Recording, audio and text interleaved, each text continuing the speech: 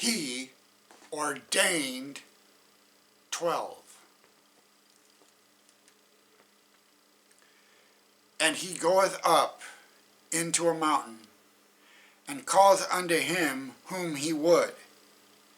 And they came unto him, and he ordained 12, that they should be with him, and that he might send them forth to preach.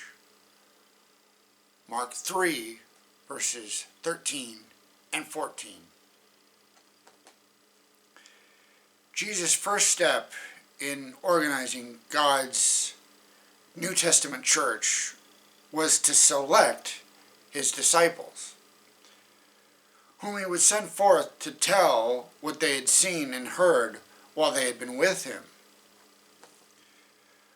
When Jesus was preparing his disciples for their ordination, one who had not been summoned urged his presence among them. Judas Iscariot, who professed to be a follower of Christ. With earnestness he declared, Lord, I will follow thee whithersoever thou goest. The disciples were eager that Judas should become one of their number. His appearance was commanding, and he was a man of keen discernment and executive ability. They commended him to Jesus as someone who would greatly assist him in his work. They were surprised that Jesus received Judas so coolly. All the disciples had serious faults when Jesus called them.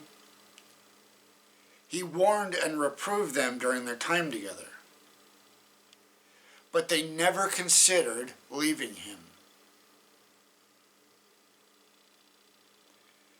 As his representatives among men, Christ does not choose angels who have never fallen, but human beings, men of passions,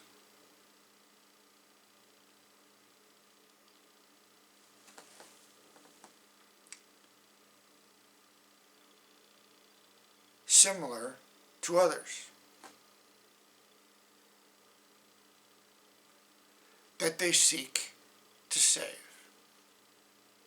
Christ took upon himself humanity that he might reach humanity.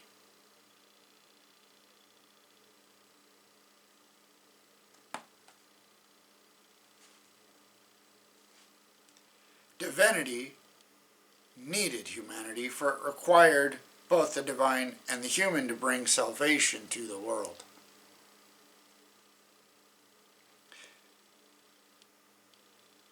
That humanity might afford a channel of communication between God and man.